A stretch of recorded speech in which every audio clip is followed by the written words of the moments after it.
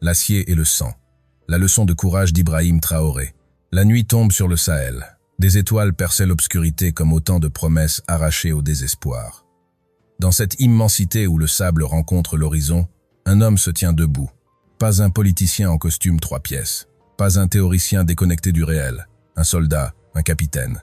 Ibrahim Traoré porte sur ses épaules le poids d'une nation fracturée, mais dans ses yeux brûle quelque chose que l'Afrique avait presque oublié.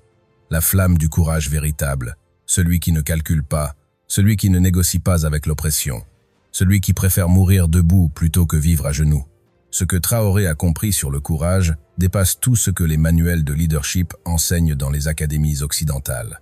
Il a compris que le courage n'est pas l'absence de peur, mais la décision consciente de regarder la mort en face et de lui dire « Pas aujourd'hui, pas ici, pas mon peuple ». Il a compris que le vrai courage commence là où s'arrêtent les applaudissements, dans le silence pesant des décisions impossibles, quand toutes les issues semblent mener à la catastrophe, et qu'il faut quand même choisir. Il a compris que le courage, pour un dirigeant africain au XXIe siècle, c'est oser briser les chaînes invisibles que 60 ans d'indépendance factice ont forgées autour du continent. Le Burkina Faso n'est pas né hier. Cette terre rouge, gorgée de sang et de bravoure, a vu défiler des empires avant que l'Europe ne découvre la navigation. Les Mossi ont résisté pendant des siècles aux assauts des conquérants. Ils ont tenu tête aux djihadistes du Moyen-Âge, aux colonisateurs français, aux dictateurs postcoloniaux. Cette résistance coule dans les veines de chaque Burkinabé. Elle murmure dans le vent qui traverse Ouagadougou. Elle résonne dans le tambour de guerre que personne n'a rangé. Thomas Sankara, ce jeune capitaine aux yeux de feu, avait compris cette essence. Il avait osé dire non au néocolonialisme, non à la dette injuste, non à l'humiliation perpétuelle. 4 ans de révolution avant que les balles de la trahison ne le fassent taire. Mais sa voix n'est jamais morte. Elle a attendu, patienté, cherché un nouveau corps pour ressusciter. Et puis est venu Traoré. Pas dans la lumière des projecteurs médiatiques, pas dans le confort des alliances internationales bien huilées. Il est venu dans le chaos, quand le Burkina Faso suffoquait sous les attaques terroristes, quand des villages entiers disparaissaient dans la nuit, quand les femmes pleuraient leurs enfants et que les hommes baissaient la tête, impuissants. Il est venu quand tout semblait perdu, quand la machine de guerre des groupes armés semblait invincible, quand même les alliés traditionnels détournaient le regard. C'est dans ce contexte de désespoir total que l'histoire du Burkina Faso a basculé. Septembre 2022, un coup d'État. Pas celui des généraux bedonnants qui changent de dictateur pour mieux préserver leurs privilèges, non. Celui de jeunes officiers qui en avaient assez de voir leurs soldats mourir sans munitions, sans soutien, sans stratégie cohérente. Pendant que les élites négociaient leur survie avec les anciens colons, Traoré n'a pas pris le pouvoir pour s'enrichir. Il l'a pris parce que personne d'autre n'osait affronter la tempête. Et c'est là, dans ce geste apparemment simple, que se révèle la première leçon de son courage. Le courage commence par la responsabilité, pas la responsabilité théorique des discours politiques. La responsabilité totale, celle qui dit « Si nous échouons, c'est moi qu'on fusillera. Si nous réussissons, c'est le peuple qui triomphera. » Cette inversion radicale de la logique du pouvoir africain, où d'habitude les dirigeants récoltent les lauriers et le peuple encaisse les échecs, constitue en soi une révolution. Mais comprendre le courage selon Ibrahim Traoré exige de plonger plus profondément dans sa vision du monde. Cet homme ne parle pas comme un bureaucrate. Il parle comme quelqu'un qui a regardé la mort dans les yeux sur les champs de bataille du Sahel. Il parle comme quelqu'un qui a tenu dans ses bras des camarades agonisants. Il parle comme quelqu'un qui sait que chaque décision peut coûter des vies, mais que l'indécision en coûte davantage. Son idéologie n'est pas importée. Elle ne sort pas d'un manuel marxiste, ni d'un programme du FMI, ni d'un think tank parisien. Elle jaillit de la terre brûlante du Burkina Faso. Elle se nourrit de la mémoire des ancêtres. Elle puise sa force dans la rage froide d'une jeunesse africaine trop longtemps méprisée. Traoré croit en la souveraineté, pas le concept abstrait des traités internationaux. La souveraineté réelle, celle qui permet à un pays de décider de son destin sans demander la permission. Pour lui, un pays qui ne contrôle pas ses ressources n'est pas libre. Un pays qui dépend de l'aide extérieure pour nourrir son peuple n'est pas digne. Un pays dont l'armée est équipée, formée et dirigée par des puissances étrangères n'est pas souverain.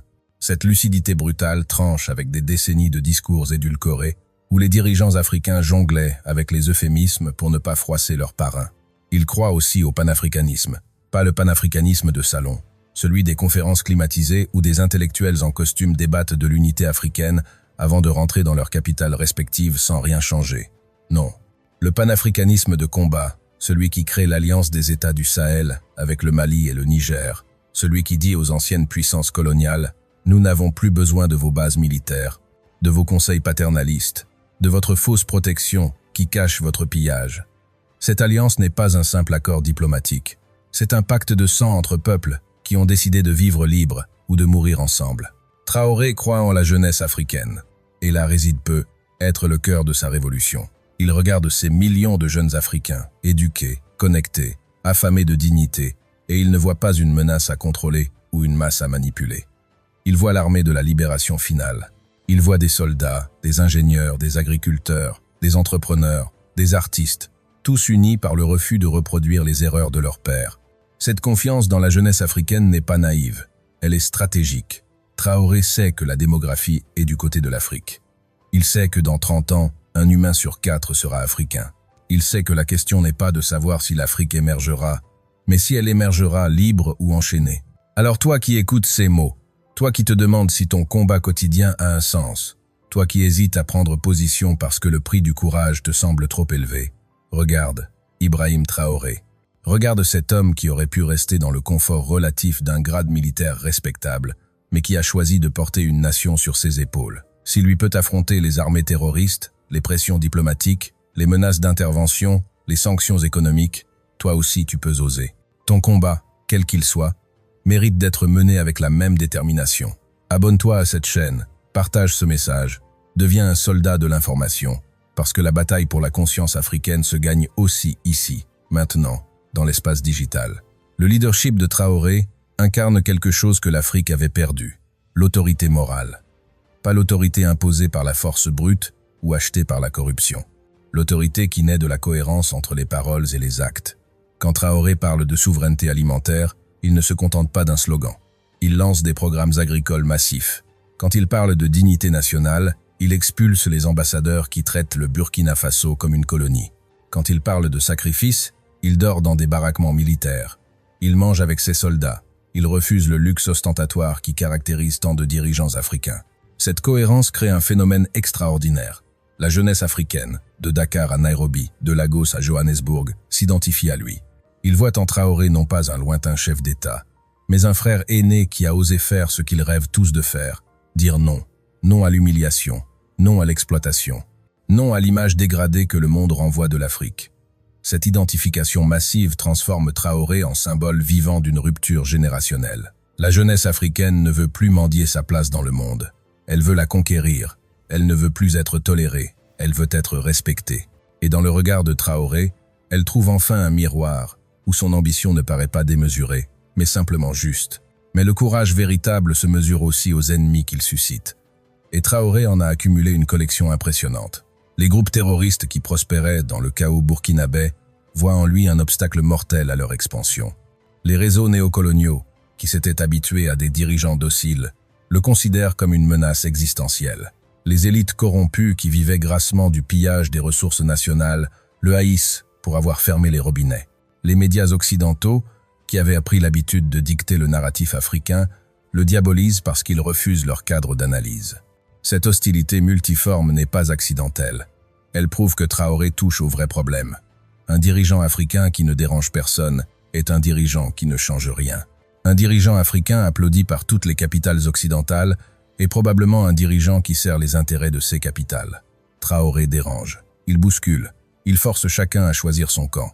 Et dans ce monde de faux semblants, où tout le monde prétend vouloir le développement de l'Afrique, tout en perpétuant les mécanismes de son exploitation, forcer les masques à tomber constitue déjà une victoire. Les défis qu'il affronte sont titanesques. Le terrorisme d'abord. Ces groupes armés qui se revendiquent de l'islam radical mais qui, en réalité, servent souvent d'autres intérêts moins avouables.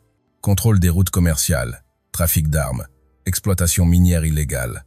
Le terrorisme au Sahel est devenu une économie parallèle qui nourrit des réseaux locaux et internationaux. Combattre ces groupes ne suffit pas.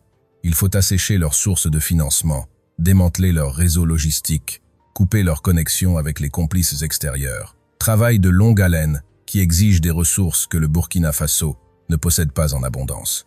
L'économie ensuite. Le Burkina Faso n'est pas un pays riche. Pas de pétrole, pas de gaz naturel en quantité massive. De l'or, oui, mais qui partait jusqu'à récemment enrichir des multinationales plutôt que le peuple burkinabé, des terres fertiles, mais sous-exploitées, un peuple courageux, mais sous-équipé. Construire la souveraineté dans ces conditions relève de l'exploit. Chaque dollar détourné des circuits de corruption vers les projets de développement est une bataille gagnée. Chaque partenariat économique négocié sur un pied d'égalité est une révolution silencieuse. La pression diplomatique constitue un autre front. Les chancelleries occidentales n'ont pas apprécié l'expulsion de leurs troupes, la remise en question de leurs bases militaires, la dénonciation de leurs accords léonins. Elles activent leurs leviers. Rapports d'ONG complaisantes, articles de presse orientés, inquiétudes diplomatiques exprimées dans les enceintes internationales. Cette guerre de l'information vise à isoler le Burkina Faso, à le présenter comme un État paria, à décourager les investisseurs, à saper la confiance populaire. Traoré doit naviguer dans ces eaux troubles, sans les ressources médiatiques dont disposent ses adversaires. Et puis, il y a la menace ultime, l'assassinat. Sankara est mort ainsi, Kadhafi est mort ainsi, Lumumba est mort ainsi. La liste des dirigeants africains qui ont osé défier l'ordre établi et qui ont fini dans une mare de sang est longue et sinistre. Traoré le sait. Chaque jour qui passe, il sait qu'une balle peut mettre fin à son projet. Chaque déplacement peut être le dernier, chaque repas peut être empoisonné. Vivre sous cette épée de Damoclès permanente et continuer à avancer demande un courage surhumain. C'est accepter de devenir une cible vivante pour que d'autres puissent vivre libres. Mais voici ce que Traoré a compris et que tant d'autres avant lui n'avaient pas saisi. Le courage ne se délègue pas. On ne peut pas demander au peuple d'être courageux si le chef se cache. On ne peut pas demander aux soldats de mourir au front si les généraux restent à l'arrière. On ne peut pas demander à la jeunesse africaine de se lever si les leaders restent assis. Le courage est contagieux, mais seulement quand il se manifeste d'abord au sommet. En s'exposant personnellement, en assumant les risques les plus élevés, en refusant les protections que son statut pourrait lui offrir, Traoré libère le courage de tout un peuple. Cette libération se manifeste de 1000 façons. Dans les volontaires pour la défense de la patrie, ces civils qui prennent les armes pour défendre leur village. Dans les femmes qui s'organisent pour soutenir les déplacés internes. Dans les jeunes qui s'engagent massivement dans l'armée. Dans les artistes qui chantent la révolution. Dans les intellectuels qui théorisent un nouveau modèle de développement africain, le Burkina Faso sous Traoré est devenu un laboratoire où se teste en temps réel la possibilité d'une rupture radicale avec le néocolonialisme. Cette expérience dépasse largement les frontières du Burkina Faso. Elle est observée avec une attention presque religieuse par des centaines de millions d'Africains qui se demandent « Est-ce possible? Peut-on vraiment s'affranchir? Peut-on vraiment construire quelque chose de différent? Peut-on vraiment vivre dignement sur ce continent maudit et béni à la fois ?» Traoré ne prétend pas avoir toutes les réponses, mais il essaie. Et cet essai en soi redonne espoir. L'héritage spirituel de ce combat dépasse la politique. Il touche à quelque chose de plus profond, de plus ancien.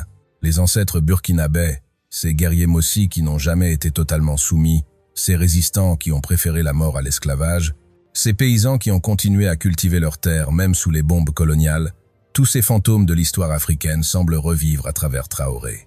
Ils portent leur mémoire, ils vengent leurs humiliations, ils accomplissent leurs rêves inachevés.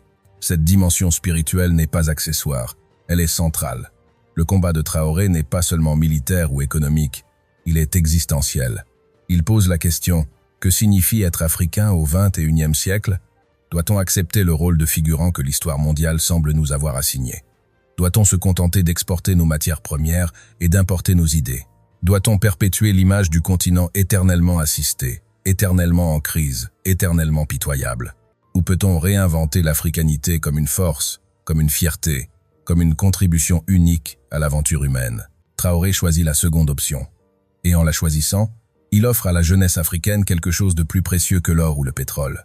Une identité dont on n'a pas à rougir. Être burkinabé, être malien, être nigérien, être africain tout court, redevient quelque chose de désirable. Plus besoin de fuir vers l'Europe en risquant sa vie dans le Sahara ou la Méditerranée. Plus besoin de renier ses racines pour être accepté. Plus besoin de jouer le personnage du bon sauvage civilisé. On peut être fièrement africain, fièrement noir, fièrement enraciné dans sa culture tout en étant résolument moderne, compétent, ambitieux. À toi, jeune africaine qui rêve d'un avenir meilleur, à toi qui jongle entre les traditions et la modernité, entre les attentes familiales et tes propres ambitions, regarde ce que Traoré est en train de construire. Il te dit que tu n'as pas à choisir entre ton identité et ton développement. Tu peux être totalement toi-même et totalement excellente. Tu peux respecter tes ancêtres, et embrasser l'innovation. Tu peux aimer ton continent et exiger qu'il change. Ne laisse personne te convaincre que l'africanité est un handicap. Elle est ta force. Partage cette vidéo avec toutes tes sœurs qui doutent encore. Montre-leur qu'une autre voie existe. Le message de Traoré à la jeunesse africaine est d'une simplicité désarmante. Osez. Osez rêver plus grand que ce que vos conditions présentes suggèrent. Osez exiger plus de vos dirigeants. Osez construire plutôt que de critiquer passivement. Osez prendre des risques pour vos idées. Osez échouer et recommencer. Osez croire que l'Afrique peut devenir ce qu'elle n'a jamais été. Un continent libre, prospère, respecté. Mais oser ne signifie pas être irresponsable. Le courage de Traoré n'est pas l'imprudence du téméraire qui fonce tête baissée. C'est le courage calculé du stratège qui évalue les risques, qui prépare son terrain, qui construit des alliances, qui sécurise ses arrières avant d'attaquer. Ce courage-là est plus difficile que l'élan spontané. Il exige de la patience, de la discipline, de la vision à long terme. Il exige de supporter les critiques de ceux qui vous trouvent trop lent, trop prudent, pas assez radical, tout en résistant aux tentations de l'action spectaculaire mais stérile. Cette sagesse du courage distingue Traoré de beaucoup d'autres jeunes leaders africains qui ont brillé un instant avant de s'écraser. Il sait que la révolution est un marathon, pas un sprint. Il sait que renverser un président est facile, mais construire un État est infiniment plus complexe. Il sait que les slogans enflammés soulèvent les foules, mais que seuls les résultats concrets les fidélisent. Alors il travaille, méthodiquement, obstinément, sans chercher la gloire immédiate. Cette humilité dans la grandeur est peu, être la leçon ultime de son courage. Traoré ne se prend pas pour un messie. Il ne prétend pas détenir la vérité absolue. Il ne construit pas de culte de la personnalité. Il se présente comme un soldat parmi d'autres, un capitaine qui a accepté une mission et qui compte bien la mener à terme. Cette posture désarme beaucoup de critiques. Comment attaquer quelqu'un qui ne cherche pas à se glorifier? Comment accuser de mégalomanie quelqu'un qui partage les conditions de vie de ces hommes? Comment dénoncer la corruption de quelqu'un dont le patrimoine personnel reste modeste? Bien sûr, Traoré n'est pas parfait. Aucun être humain ne l'est. Il commet des erreurs. Certaines de ses décisions sont discutables. Certains de ses alliés sont contestables. Mais la perfection n'a jamais été le critère du courage. Le courage, c'est avancer malgré les imperfections, c'est corriger les erreurs plutôt que de les nier, c'est accepter les critiques légitimes et rejeter les calomnies. Le courage, c'est reconnaître que le chemin vers la souveraineté est semé d'embûches et que chaque embûche est une leçon. Le Burkina Faso sous Ibrahim Traoré est devenu un symbole global, un symbole de résistance pour les opprimés de toute l'Afrique, un symbole d'espoir pour la jeunesse africaine, un symbole de menace pour les néocolonialistes, un symbole d'inspiration pour tous ceux qui, partout dans le monde, refusent la fatalité de la domination. Les Palestiniens qui résistent à l'occupation regardent le Burkina Faso. Les peuples d'Amérique latine qui luttent contre l'impérialisme yanqui regardent le Burkina Faso. Les mouvements sociaux qui combattent les inégalités en Occident regardent le Burkina Faso. Parce que ce petit pays enclavé du Sahel est en train de prouver qu'on peut dire non aux puissants et survivre. Cette survie n'est pas garantie. Le projet de Traoré peut échouer. Les forces alignées contre lui sont immenses. Les ressources dont il dispose sont limitées. Le temps joue parfois contre lui. Mais même si le projet échouait, même si Traoré tombait demain, quelque chose d'irréversible aurait déjà changé. Une génération entière d'Africains aurait vu qu'un autre chemin était possible, qu'on pouvait défier l'ordre établi et tenir plusieurs années, qu'on pouvait inspirer des millions de personnes sans les récompenses habituelles du pouvoir, qu'on pouvait incarner la dignité africaine à l'état pur. Et c'est peu être cela finalement, ce que Traoré a compris sur le courage. Que le courage ne se mesure pas au succès immédiat, mais à la trace qu'on laisse dans les consciences. Sankara n'a régné que 4 ans, mais son héritage traverse les générations.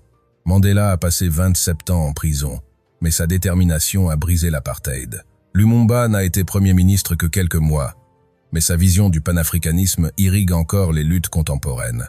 Le courage véritable transcende les résultats à court terme parce qu'il plante des graines qui germeront longtemps après. Traoré plante ses graines. Chaque discours où il affirme la souveraineté burkinabé est une graine. Chaque accord économique négocié sur un pied d'égalité est une graine. Chaque jeune qui s'engage pour la défense de sa patrie est une graine. Chaque femme qui refuse de baisser les yeux devant l'injustice est une graine. Ces graines germent déjà. On les voit pousser dans les universités africaines, où les étudiants débattent passionnément de souveraineté. On les voit pousser dans les bidonvilles, où les jeunes refusent désormais la résignation. On les voit pousser dans les campagnes, où les paysans redécouvrent la fierté de nourrir leur nation. La révolution silencieuse qui traverse l'Afrique en ce moment, cette révolution des consciences qui précède toujours les révolutions politiques, doit beaucoup à des hommes comme Traoré. Ils ne font pas que changer des politiques, ils changent des mentalités. Ils transforment la psyché collective d'un continent qui avait fini par intérioriser sa propre infériorité. Ils prouvent par l'exemple que l'Africain n'est inférieur à personne, qu'avec les mêmes ressources, les mêmes outils, les mêmes opportunités, l'Africain peut accomplir exactement ce que n'importe qui d'autre accomplit. Que la couleur de la peau ne détermine ni l'intelligence, ni le courage, ni la capacité à bâtir des nations prospères. Cette évidence, qui devrait aller de soi mais qui a été systématiquement niée pendant des siècles d'esclavage et de colonisation, reprend enfin ses droits. Et elle les reprend parce que des hommes comme Traoré la vivent au lieu de simplement la proclamer. Ils incarnent la compétence africaine. Ils démontrent le leadership africain. Ils exhibent la créativité africaine. Ils célèbrent la beauté africaine. Et ce faisant, ils rendent caducs tous les stéréotypes racistes qui ont justifié l'exploitation du continent. Toi qui as écouté ce récit jusqu'ici, toi qui sens peu, être monté en toi cette énergie particulière, ce mélange de colère et d'espoir, de frustration et de détermination, tu fais déjà partie de cette révolution. Tu n'as pas besoin de prendre les armes, tu n'as pas besoin de devenir chef d'État.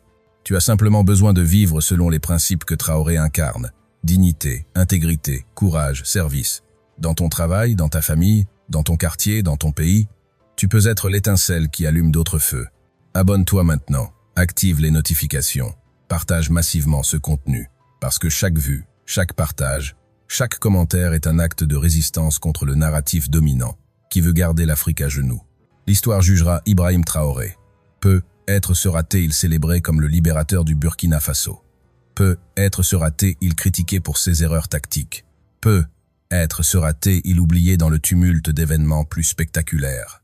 Mais pour cette génération, pour ces millions de jeunes Africains qui cherchaient désespérément un modèle authentiquement africain de leadership, il représente déjà quelque chose d'immense, la preuve vivante que le courage africain n'est pas mort, qu'il sommeillait simplement, attendant le bon moment pour rugir à nouveau. Ce rugissement résonne maintenant à travers le continent. Il traverse les savanes et les forêts, il escalade les montagnes et traverse les déserts. Il pénètre les villes surpeuplées et les villages reculés. Il entre dans les oreilles de ceux qui avaient cessé d'espérer et rallume dans leurs yeux cette lueur qui avait failli s'éteindre. Il dit à chaque Africain, où qu'il soit, quel que soit son âge, son genre, sa condition, lève-toi. Le temps de la résignation est révolu, le temps de la libération est arrivé. Et cette libération commence avec ta propre décision de ne plus accepter l'inacceptable. Voilà ce que Ibrahim Traoré a compris sur le courage. Que le courage n'est pas une qualité surhumaine réservée à quelques élus. C'est une décision quotidienne accessible à tous. La décision de préférer la vérité au mensonge confortable. La décision de choisir la dignité plutôt que la survie humiliante. La décision d'investir dans le collectif plutôt que de se replier sur l'égoïsme. La décision de regarder l'avenir avec espoir plutôt que de ressasser le passé avec amertume. La décision de construire plutôt que de détruire. La décision d'aimer son peuple plus que soi-même. Ce courage-là, quand il se répand à l'échelle d'une nation, devient irrésistible. Aucune armée ne peut le vaincre parce qu'il ne vit pas dans des casernes qu'on peut bombarder. Aucune sanction économique ne peut l'affamer parce qu'il se nourrit d'espoir plus que de pain. Aucune propagande ne peut le dissoudre parce qu'il repose sur l'expérience vécue plutôt que sur des promesses creuses. Ce courage-là est ce qui a fait tomber l'apartheid en Afrique du Sud. Ce courage-là est ce qui a chassé les colonisateurs. Ce courage-là est ce qui construira l'Afrique du futur. Et toi, tu en fais partie. Chaque fois que tu refuses une injustice à ton niveau, chaque fois que tu éduques un enfant dans la fierté de ses racines, chaque fois que tu soutiens une entreprise africaine plutôt qu'une multinationale, chaque fois que tu élèves ta voix contre l'oppression, chaque fois que tu choisis l'excellence plutôt que la médiocrité, chaque fois que tu restes fidèle à tes valeurs malgré la pression, tu es Ibrahim Traoré, tu es Thomas Sankara, tu es Patrice Lumumba, tu es chacun de ces géants qui ont porté l'Afrique sur leurs épaules. Le soleil se lève maintenant sur le Sahel. Ses rayons dorés illuminent cette terre qui a tant souffert, mais qui refuse de mourir. Dans cette lumière nouvelle, un homme se tient toujours debout, pas seul, entouré de millions d'autres qui ont décidé de se lever avec lui. Ensemble, ils écrivent un nouveau chapitre de l'histoire africaine. Un chapitre où le courage n'est plus l'exception mais la norme. Où la fierté africaine n'est plus un slogan creux mais une réalité palpable qui se mesure en usines construites, en écoles remplies, en hôpitaux fonctionnels, en routes praticables, en champs cultivés par des mains libres sur des terres enfin rendues à leurs propriétaires légitimes. Ibrahim Traoré ne prétend pas être le sauveur providentiel du Burkina Faso. Il serait le premier à dire qu'un homme seul ne peut rien accomplir de durable. Mais il a compris ce que tant d'autres ont ignoré, qu'un homme peut être le catalyseur qui transforme l'énergie dormante d'un peuple en mouvement irrésistible. Il a compris que le leadership véritable ne consiste pas à imposer sa vision, mais à révéler au peuple sa propre puissance. Il a compris que le capitaine d'un navire n'a pas besoin d'être le plus fort de l'équipage, mais simplement celui qui garde le cap quand la tempête fait douter les autres. Cette tempête, elle fait rage en ce moment même. Les groupes terroristes multiplient les attaques pour prouver que le projet de Traoré est voué à l'échec. Les médias occidentaux préparent leur nécrologie, anticipée d'une révolution qu'ils jugent trop ambitieuse. Les experts en géopolitique calculent froidement le temps qu'il reste avant l'effondrement. Les chancelleries occidentales affûtent leur plan B pour le jour où il faudra revenir imposer l'ordre à leur manière. Tous ces prophètes de malheur attendent, avec une impatience à peine dissimulée, la chute qu'ils prédisent depuis le premier jour. Mais voilà ce qu'ils ne comprennent pas, ces observateurs extérieurs, avec leur grille de lecture importée. Ils mesurent le succès avec les mauvais instruments. Ils comptent les batailles gagnées ou perdues, les points de pourcentage de croissance économique, les indicateurs de développement calibrés selon des standards occidentaux. Ils ne voient pas l'essentiel. L'essentiel, c'est ce changement invisible qui s'opère dans le regard des Burkinabés, cette lueur nouvelle qui dit « Nous valons quelque chose, nous méritons le respect, nous pouvons déterminer notre propre destin ». Ce changement-là ne se mesure pas en statistiques. Il se ressent, il se vit, il se transmet de génération en génération. Un enfant burkinabé qui grandit aujourd'hui sous la présidence de Traoré grandit avec une référence radicalement différente de celle de ses parents. Ses parents ont grandi en voyant des présidents africains courbés devant leurs anciens maîtres coloniaux, quémandant aide et protection, signant des accords humiliants en échange de quelques miettes de souveraineté. Cet enfant, lui, voit un président qui regarde les puissants du monde dans les yeux et leur parle d'égal à égal, qui ne demande rien, mais négocie, qui ne mendie pas, mais commerce, qui ne s'excuse pas d'exister, mais revendique sa place légitime dans le concert des nations. Cette différence n'est pas anodine. Elle forge des personnalités différentes. Un enfant élevé dans la dignité devient un adulte qui refuse l'humiliation. Un enfant élevé dans la fierté nationale devient un adulte qui bâtit son pays plutôt que de le fuir. Un enfant élevé dans le récit du courage devient un adulte courageux. Le plus grand héritage de Traoré ne sera être pas les infrastructures qu'il aura construites ou les batailles qu'il aura gagnées. Ce sera cette génération entière d'enfants burkinabés, maliens, nigériens et par extension africains qui auront grandi en sachant qu'un autre monde est possible. Parce que c'est cela, finalement, la pire des prisons. Croire qu'aucune alternative n'existe. Pendant des décennies, les Africains ont intériorisé cette idée toxique que le système néocolonial était indépassable, que les bases militaires françaises au Sahel étaient une nécessité, que le franc CFA était inévitable, que les accords de défense léonins étaient le prix à payer pour la stabilité, que l'exploitation des ressources par les multinationales était la seule voie vers le développement. Cette résignation organisée, cette impuissance apprise, constituait la vraie chaîne, bien plus solide que les anciennes chaînes de l'esclavage parce qu'invisible, intériorisée, acceptée comme une fatalité. Traoré brise cette chaîne mentale, pas par des discours théoriques, mais par des actes concrets. En expulsant les troupes françaises, il prouve qu'on peut assurer sa propre défense. En développant des partenariats avec la Russie, la Turquie, la Chine, il prouve qu'on peut diversifier ses alliances. En renationalisant certains secteurs stratégiques, il prouve qu'on peut reprendre le contrôle de ses ressources. En lançant des programmes de souveraineté alimentaire, il prouve qu'on peut nourrir son peuple sans dépendre de l'aide internationale. Chacun de ces actes, pris isolément, pourrait sembler modeste. Mais leur accumulation dessine les contours d'un modèle radicalement différent. Ce modèle inspire. Des jeunes Ivoiriens se demandent pourquoi leur pays, bien plus riche que le Burkina Faso, reste enlisé dans une dépendance post-coloniale. Des jeunes Sénégalais interrogent leurs élites sur les bases militaires étrangères qui parsèment leur territoire. Des jeunes Camerounais questionnent les accords économiques qui vident leur sous-sol au profit d'actionnaires lointains. Partout en Afrique francophone, la question se pose désormais. Si le Burkina Faso peut, pourquoi pas nous? Cette question, autrefois impensable, est devenue banale. Et c'est une révolution en soi. Bien sûr, les défenseurs de l'ordre ancien multiplient les contre-arguments. Ils pointent les difficultés économiques du Burkina Faso.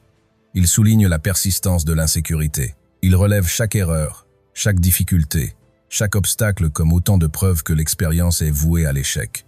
Et ils n'ont pas entièrement tort. L'expérience burkinabé est semée d'embûches.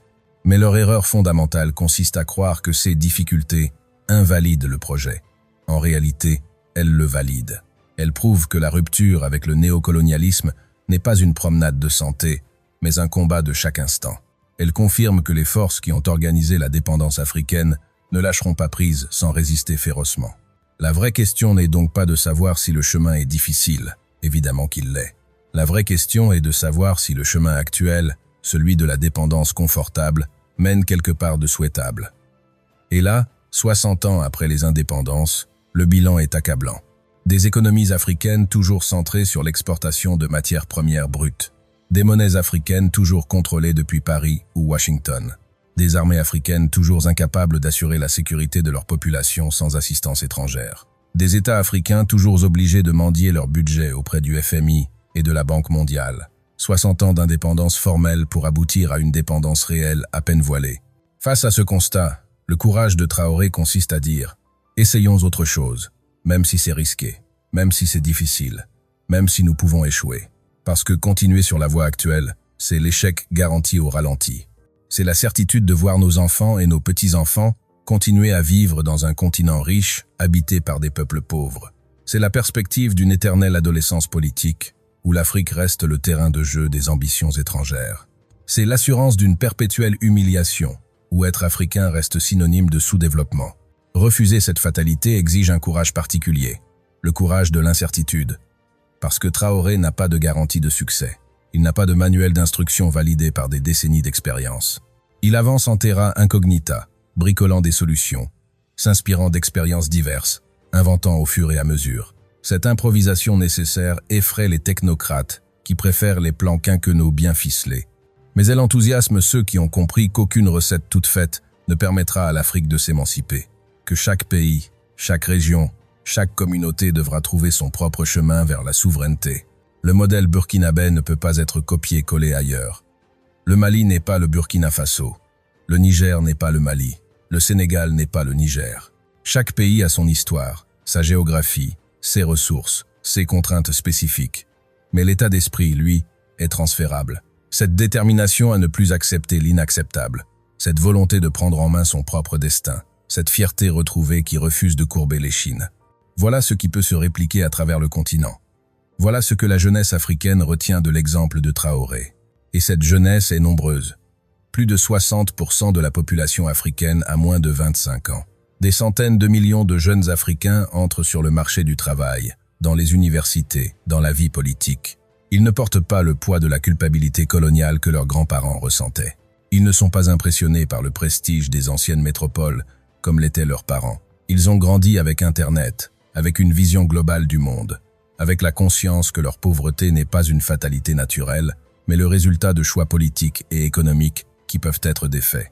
Cette jeunesse regarde Traoré et se voit. Il a 36 ans. Il pourrait être leur grand frère. Il parle leur langage. Il comprend leurs frustrations. Il partage leurs ambitions. Quand il dénonce l'hypocrisie occidentale, il articule ce qu'ils ressentent confusément depuis longtemps. Quand il célèbre la culture africaine, il valide leur propre fierté identitaire. Quand il appelle à la mobilisation générale, il offre un exutoire à leur énergie qui ne demande qu'à être canalisée. Cette connexion générationnelle fait de Traoré bien plus qu'un président burkinabé. Il devient un symbole panafricain. Le panafricanisme de Traoré n'est pas celui des grands intellectuels des années 60 qui théorisaient l'unité africaine dans des conférences internationales. C'est un panafricanisme pragmatique, enraciné dans des intérêts communs, concrets. L'Alliance des États du Sahel n'est pas née d'une discussion philosophique sur l'identité africaine. Elle est née de la nécessité commune de combattre le terrorisme, de résister aux pressions occidentales, de mutualiser des ressources limitées. Cette approche terre-à-terre du panafricanisme le rend plus crédible, plus durable que les grandes envolées lyriques du passé. Parce qu'au fond, l'unité africaine se construira sur des intérêts partagés avant de se construire sur des valeurs communes.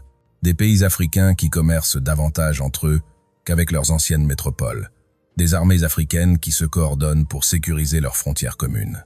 Des universités africaines qui collaborent pour former leurs cadres. Des entreprises africaines qui s'associent pour conquérir des marchés régionaux. Cette intégration fonctionnelle, progressive, modeste mais réelle, vaut mieux que les grandes unions politiques artificielles qui s'effondrent au premier désaccord. Traoré travaille à cette intégration, pas avec des discours grandiloquents, mais avec des accords concrets, des corridors de sécurité partagés avec le Mali et le Niger, des projets d'infrastructures communs, des bourses d'études échangées, des exercices militaires conjoints, des positions diplomatiques coordonnées. Chacune de ces initiatives tisse un fil dans la toile d'une souveraineté sahélienne qui, petit à petit, devient réalité. Et si le Sahel peut le faire, pourquoi pas l'Afrique de l'Ouest? Pourquoi pas l'Afrique centrale? Pourquoi pas un jour le continent entier? Cette vision à long terme caractérise le courage de Traoré. Il ne cherche pas les victoires rapides qui nourrissent l'ego mais ne change rien au fond. Il plante des arbres dont il ne verra peu, être jamais les fruits mûrs. Il pose des fondations pour des édifices que d'autres achèveront. Il lance des dynamiques qui le dépassent et qui, si elles réussissent, rendront son nom accessoire. Car le but n'est pas de construire le culte d'Ibrahim Traoré.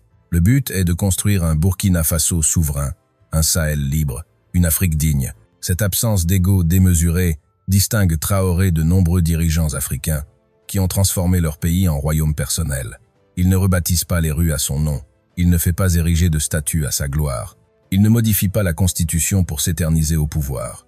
Il se présente comme un transitoire, comme quelqu'un qui fait ce qui doit être fait avant de passer le relais. Cette humilité désarçonne les cyniques habitués aux dictateurs mégalomanes. Elle force même ses adversaires à reconnaître une certaine sincérité dans sa démarche. Mais l'humilité n'est pas faiblesse. Traoré sait être inflexible quand les circonstances l'exigent. Inflexible face aux terroristes qui ne méritent aucune pitié. Inflexible face aux corrompus qui détournent les ressources de l'État. Inflexible face aux puissances étrangères qui tentent de marchander la souveraineté burkinabé. Cette fermeté, combinée à l'humilité personnelle, crée un mélange rare. Un leader qui ne cherche pas son intérêt, mais qui défend celui de son peuple, avec une détermination de fer. Les Burkinabés le sentent. Dans les marchés de Ouagadougou, dans les villages du Sahel, dans les campements de déplacés internes, partout où règne la souffrance quotidienne, le nom de Traoré suscite encore l'espoir. Pas l'espoir naïf d'une amélioration miraculeuse immédiate. L'espoir réaliste que quelqu'un se bat vraiment pour eux, que quelqu'un n'a pas abandonné. Que quelqu'un croit encore que le Burkina Faso mérite mieux que le sort qui lui a été réservé. Cet espoir-là, même dans les moments les plus sombres, vaut de l'or. Parce que l'espoir est une arme. L'espoir fait se lever les hommes quand tout semble perdu. L'espoir fait résister les communautés face à l'adversité. L'espoir fait accepter les sacrifices nécessaires. L'espoir fait patienter quand les résultats tardent. L'espoir transforme des individus isolés en peuples unis. Et Traoré, par sa simple présence, par sa cohérence, par son refus d'abandonner, maintient cet espoir vivant. C'est peu. Être là son plus grand acte de courage. Continuer à espérer et faire espérer alors que toutes les raisons objectives de désespérer s'accumulent. La situation sécuritaire reste préoccupante. L'économie souffre des sanctions et de l'isolement diplomatique. Les partenaires traditionnels se sont détournés. Les ressources manquent cruellement. Les besoins dépassent largement les capacités. Tout observateur rationnel pourrait conclure que le pari de Traoré est perdu d'avance. Mais voilà, l'histoire africaine n'a jamais été écrite par les observateurs rationnels. Elle a été écrite par des hommes et des femmes qui ont osé défier la rationalité du désespoir. Des esclaves qui se sont révoltés alors que toute rébellion semblait suicidaire. Des colonisés qui ont exigé l'indépendance alors que les puissances coloniales semblaient invincibles. Des militants anti-apartheid qui ont continué à se battre alors que le régime de Pretoria paraissait éternel. Tous ces combats semblaient perdus d'avance. Tous ont été gagnés, pas facilement, pas rapidement, pas sans d'immenses sacrifices, mais gagnés quand même, parce que le courage, quand il se répand à l'échelle collective, finit toujours par triompher de la force brute. Parce que les peuples qui décident de ne plus avoir peur deviennent invincibles. Parce que l'oppression ne peut se maintenir indéfiniment face à ceux qui préfèrent mourir libres que vivre enchaînés.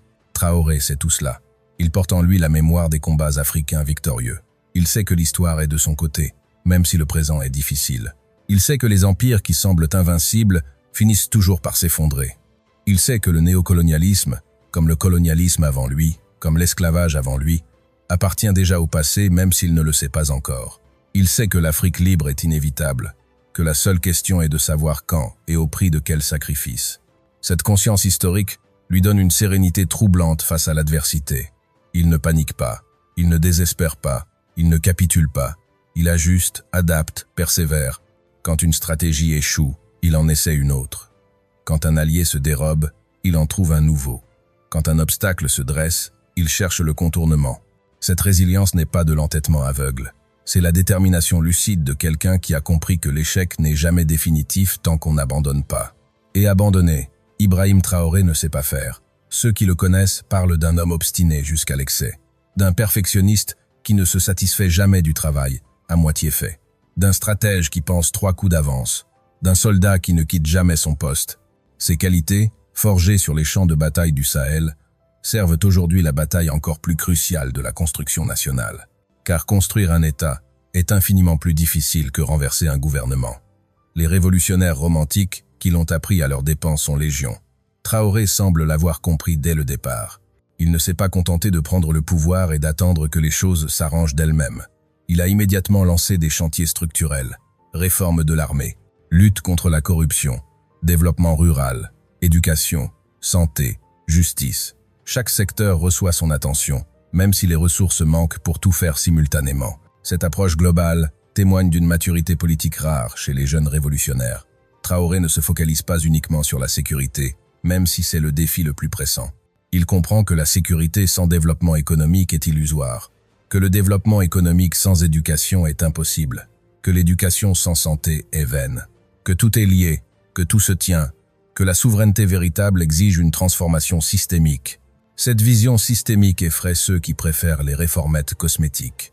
Elle enthousiasme ceux qui ont compris que seule une refondation complète peut sortir l'Afrique de l'ornière. Le Burkina Faso de Traoré est devenu un laboratoire où s'expérimente en temps réel cette refondation. Les résultats sont encore fragiles, les acquis irréversibles, les succès modestes. Mais la direction est claire, et c'est déjà immense. Alors que le soleil atteint son zénith sur le Sahel, projetant une lumière crue qui ne pardonne aucune ombre, Ibrahim Traoré continue sa marche. Entouré de son peuple qui a décidé de lui faire confiance, épaulé par une jeunesse qui voit en lui son champion, observé par un continent entier qui retient son souffle, il avance. Pas vers une destination claire et définie, vers quelque chose de plus flou mais de plus grand, vers la dignité, vers la fierté, vers la liberté véritable, vers cet horizon où l'Afrique n'aura plus à justifier son existence, à expliquer sa présence, à solliciter sa place. Cet horizon, il ne l'atteindra peu, être jamais complètement. Mais chaque pas dans sa direction compte. Chaque victoire, même minuscule, est précieuse. Chaque jour où le Burkina Faso tient debout malgré les tempêtes est un démenti aux prophètes de malheur. Chaque matin où les enfants burkinabés se réveillent en sachant que leur président se bat pour eux est une graine de courage plantée pour l'avenir. Et toi, où que tu sois, qui que tu sois, tu fais partie de cette histoire. Parce que l'histoire africaine ne s'écrit plus dans les seules capitales africaines. Elle s'écrit aussi dans les diasporas, sur les réseaux sociaux, dans les conversations de comptoir, dans les classes d'université, partout où des Africains et des descendants d'Africains décident de reprendre le contrôle du narratif. Chaque fois que tu contredis un stéréotype raciste, tu es Ibrahim Traoré. Chaque fois que tu célèbres une réussite africaine, tu es Ibrahim Traoré. Chaque fois que tu refuses la victimisation passive pour embrasser l'action constructive, tu es Ibrahim Traoré. Le courage qu'il incarne, tu le portes déjà en toi. Il sommeillait peu, être, étouffé par des années de conditionnement négatif, de messages subliminaux répétant que l'Afrique est condamnée, que l'Africain est inférieur, que le Noir doit se contenter des miettes. Mais ce courage est toujours là, intact, attendant juste qu'on lui donne permission de s'exprimer. Traoré te donne cette permission. Il te dit « Ose, tu en es capable, nous en sommes capables. Ensemble, nous sommes invincibles. » Ce message, simple mais puissant, résonne déjà à travers le continent et au-delà. Il traverse l'Atlantique pour atteindre les descendants d'esclaves qui cherchent encore leur identité. Il traverse la Méditerranée pour encourager les immigrés africains qui luttent quotidiennement contre le racisme. Il traverse les générations pour inspirer les enfants qui dessineront l'Afrique de demain. C'est un message universel, porté par un homme particulier, ancré dans un contexte spécifique, mais qui transcende toutes ses particularités pour toucher à quelque chose d'essentiel, la dignité humaine. Car au fond, le combat de Traoré n'est pas seulement africain. C'est le combat de tous les opprimés contre leurs oppresseurs, de tous les exploités contre leurs exploiteurs, de tous les méprisés contre ceux qui les méprisent. C'est le combat éternel de David contre Goliath, des faibles contre les forts, des justes contre les injustes. Un combat que l'humanité mène depuis l'aube des temps et qu'elle continuera de mener tant que subsisteront des asymétries de pouvoir. Sauf que cette fois, David a des millions de frères. Cette fois, les faibles découvrent leur force collective. Cette fois, les opprimés s'organisent, se coordonnent, partagent leurs expériences et leurs stratégies. Cette fois, grâce à la technologie, à l'éducation, à la conscience globale, le combat est moins inégal qu'il n'y paraît.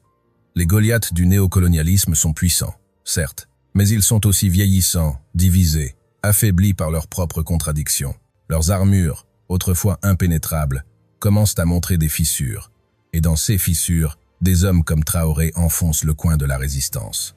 L'issue de ce combat reste incertaine. L'histoire n'est pas écrite d'avance. Le Burkina Faso peut échouer, Traoré peut tomber, la révolution sahélienne peut s'essouffler. Rien n'est garanti. Mais même dans le pire des scénarios, même si tout s'effondrait demain, quelque chose d'irréversible aurait changé. Une génération entière aurait vu qu'on peut dire non, qu'on peut résister, qu'on peut mourir dignement plutôt que vivre honteusement. Et cette leçon, personne ne pourra l'effacer. C'est cela, l'ultime leçon de courage d'Ibrahim Traoré. Le courage ne garantit pas le succès. Il garantit seulement qu'on aura tout donné, qu'on aura été fidèle à ses principes, qu'on aura regardé l'histoire en face et qu'on lui aura dit « J'étais là, j'ai combattu, j'ai refusé la résignation ». Et ce refus, en soi, est déjà une victoire. Parce qu'un peuple qui refuse de se résigner ne peut jamais être totalement vaincu. Il peut être battu militairement, ruiné économiquement, isolé diplomatiquement. Mais tant qu'il refuse de courber l'échine mentalement, il reste debout. Le Burkina Faso sous Traoré reste debout, cabossé, meurtri, épuisé, mais debout. Et dans cette posture simple, dans ce refus élémentaire de s'agenouiller, réside une puissance que tous les think tanks du monde ne peuvent quantifier. La puissance de l'exemple, la puissance de l'inspiration, la puissance de la démonstration qu'une autre voie existe. Alors que la journée s'achève sur le Sahel, que les ombres s'allongent et que les premières étoiles percent le ciel rougeoyant, Ibrahim Traoré peut regarder en arrière sans honte et en avant sans peur. Il a fait ce que peu ose faire. Il a incarné le courage à l'état pur. Il a donné à son peuple et à l'Afrique entière quelque chose de plus précieux que l'or ou le pétrole, la fierté retrouvée. Et cette fierté, personne ne pourra la leur reprendre. Toi qui es arrivé jusqu'ici, tu fais désormais partie de cette histoire. Tu connais maintenant la leçon de courage d'Ibrahim Traoré. La question est, qu'en feras-tu? La laisseras-tu mourir dans l'oubli de ton quotidien ou la laisseras-tu germer dans ton cœur jusqu'à transformer ta propre existence? Le choix t'appartient. Mais souviens-toi, chaque grande transformation commence par un individu qui décide de ne plus accepter l'inacceptable. Ce pourrait être toi. Ce devrait être toi. Abonne-toi maintenant. Partage ce message avec tous ceux qui en ont besoin. Active les notifications pour ne manquer aucun contenu qui célèbre la résurgence africaine. Commente, débat, enrichis la conversation. Deviens un maillon de cette chaîne de courage qui s'étend d'un bout à l'autre du continent et au-delà. Parce que le combat de Traoré est ton combat. Sa victoire sera ta victoire. Et son héritage, tu le construis toi-même, ici, maintenant, par tes choix quotidiens. L'Afrique se lève. Le Burkina Faso montre la voie. Ibrahim Traoré porte le flambeau. Et toi, tu es l'avenir.